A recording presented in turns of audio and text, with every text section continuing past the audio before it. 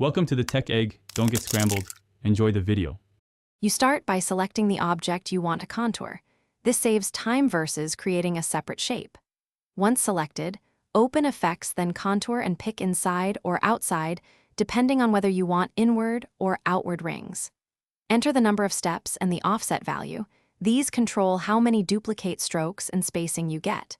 Make sure Preview is enabled so you see changes in real time. And check Lock Ratio when you need proportional scaling across the contour layers. Once you see the live preview, refine the offset and steps to tune density and thickness.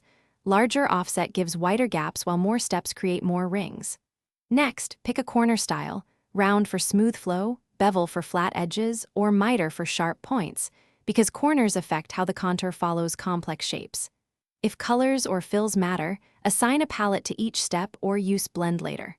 When the appearance is correct, convert the contour to curves so you can edit individual nodes and clean up overlap. To finish, break the contour apart so each ring becomes an editable object.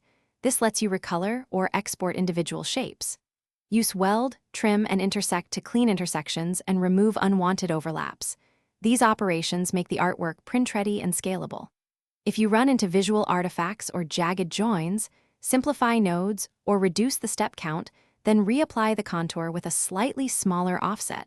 This often eliminates glitches. Finally, group or combine layers and save a copy before final output.